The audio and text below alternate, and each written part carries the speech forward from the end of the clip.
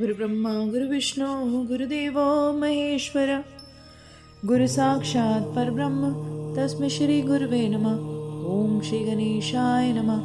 बोल शंकर भगवान की जय, बोल गौरा मैया की जय। हर हर महादेव।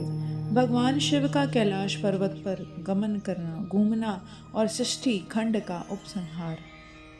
ब्रह्मा जी कहते हैं, नारद मुने कुबेर के तपोबल से, उनके कुबेर के तप के बल से भगवान शिव का जिस प्रकार पर्वत श्रेष्ठ कैलाश पर शुभ आगमन हुआ कि उन्होंने किस तरह से कैलाश पर्वत पर अपना आगमन किया, वहाँ पहुँचे और वह प्रसंग सुनाइए। कुबेर को वर देने वाले विश्वेश्वर शिव जब उन्हें निधिपति होने का, कि धन दौलत के देवता होने का, निधिपति होने का वर देकर उन अपने उत्तम स्थान को चले गए, तब उन्होंने मन ही मन इस प्रकार विचार किया, ब्रह्मा जी के ललाट से जिनका प्रादुर्भाव हुआ है, जो प्रलय का कार्य संभालते हैं, वे रुद्र मेरे पूर्ण स्वरूप हैं।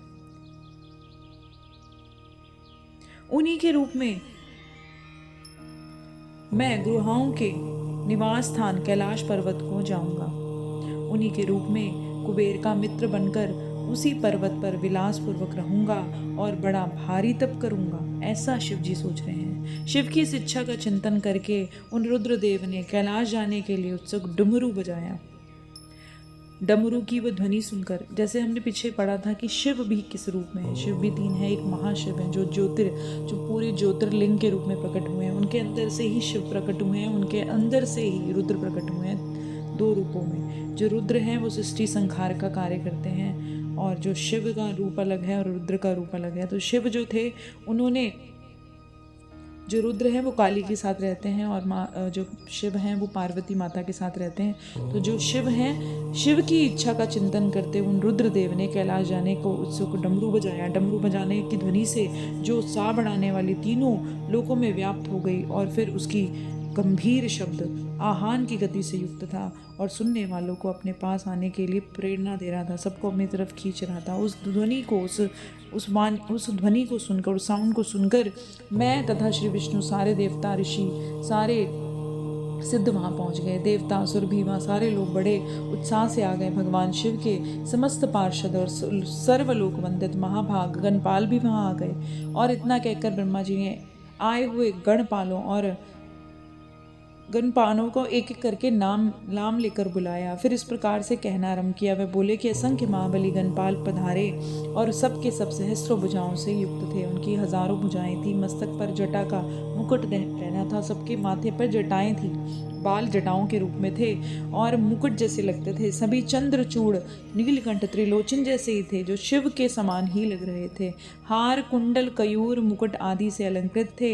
ये सब उन्होंने आभूषण पहने हुए थे। श्री विष्णु के और इंद्र के साथ तेजस्वी जान पड़ रहे थे। सब तेजस्वी तेज से परिपूर्ण थे, अनिमा और आठों सिद्धियों से घिरे हुए थे, करोड़ों सूर्यों के समान उदासिक्त हो रहे थे। उस समय भगवान शिव ने विश्वकर्मा को उस पर्वत पर निवास बनाने की आज्ञा दी। जो विश्वकर्मा जैसे आर्किटेक्चर्स होते हैं ना, जो नक्शे बनाते हैं, फिर घर बनाते हैं, बिल्डिंग्स बनाते हैं, ऐसे ही विश्वकर्मा है जो पूरी सृष्टि में, जो ऊपर स्वर्ग लोक, जैसे कहते हैं ना कि उन्होंने जितने भी आगे हम सुनेंगे कि उन्होंने पार्वती माता के विवाह की जो पूरे किस तरह से स्ट्रक्चर्स बनाए थे, जो राजमहल कैसे बनाए थे, वो सारे विश्वकर्मा का काम है। तो उन्होंने विश्वकर्मा को बुलाया और वहाँ अपना निवास स्थान, वहाँ रहने के लिए घर बनाने की उन्होंने आज्ञा दी। अनेक भक्तों के साथ दूसरों के रहने के लिए भी आवास तैयार करने को उनको आदेश दिया कि सबके लिए रहने का के लिए घर बनाओ, आवास बनाओ जहाँ वो रुक सकें। तो ये सारा काम कौन करता है? देवी देवताओं का विश्वकर्मा जी करते हैं। जब विश्वकर्मा ने भगवान शिव की आज्ञा के अनुसार उस पर्वत पर जाकर शीघ्र ही बहुत प्रकार के घरों की रचना कर दी और श्री हरि की प्रार्थना से कुबेर का अनुग्रह करके भगवान शिव सानंद अपने आनंद के साथ कैलाश पर्वत पर गए। उत्तम मुहूर्त में अपने स्थान में प्रवेश किया। एक अच्छे मुहूर्त में जहाँ शिव जी के लिए स्थान बनाया गया था, वहाँ शिव जी गए और शिव ने सबको प्रेमदान से स्नात किया। और उसके बाद आनंद से भरे हुए श्री विष्णु समस्त देवताओं, मुनियों, सिद्धों ने शिव की प्रसन्नतापूर्वक अभिषेक भी किया। उनका अभिषेक किया, हाथों में बहुत सारे उपहार भी लिए, उनको गिफ्ट दिए और उनका पूजन भी किया और बड़े अच्छे उत्सव मनाए। आरती उतारी, उस समय आकाश से फूलों की वर्षा होने लगी जो मंगल सूचक थी। सब और जय जयकार होने लगी और नमस्कार के शब्द गूंजने लगे। महान उत्सव होने लगा जो सबको सुख देने वाला था। और उस समय सिंहासन पर बैठकर श्री विष्णु सभी देवताओं की हुई सेवा को बारंबार ग्रहण करते हुए उनकी की हुई सेवा को शिव जी ने स्वीकार कर लिया और भगवान शिव बड़ी शोभा पा रहे थे। देवता आदि सब लोगों ने सार्थक और प्रिय वचनों द्वारा लोक कल्याणकारी भगवान शंकर का बार बार सत्वन किया, उनको नमस्कार किया, उनके लिए स्तोत्र गाए और सर्वेश्वर प्रभु ने प्रसन्न होकर वो सत्वन को सुनकर, उनकी वंदना को सुनकर प्रसन्नचित मनोवांछित वर भी उनको प्रदान कर दिए। जो उनकी मन की इच्छा थी सब वो वर उनको दे दिए। श्री विष्णु के साथ मैं और अन्य सभी देवता मुनि मनोवांछित वस्तु पाकर आनंदित होकर भगवान शिव की आज्ञा से अपने अपने घर को चले गए और कुबेर भी शिव की आज्ञा से अपने स्थान को चले गए। वे भगवान शंभु जो सर्वथा स्वतंत्र है, किसी के बंधन में बंधे नहीं है, योग परायण ध्यान तत्पर होकर पर्वत कैलाश पर रहने लगे और कुछ काल बिना पत्नी के ही बिताकर परमेश्वर शिव ने दक्ष कन्या सती को पत्नी रूप में प्राप्त किया और देव ऋषि फिर वे महेश्वर दक्ष कुमारी सती के साथ विहार करने लगे, उनके साथ ही रहने लगे और लोकचार परायण होकर सुख अनुभव करने लगे।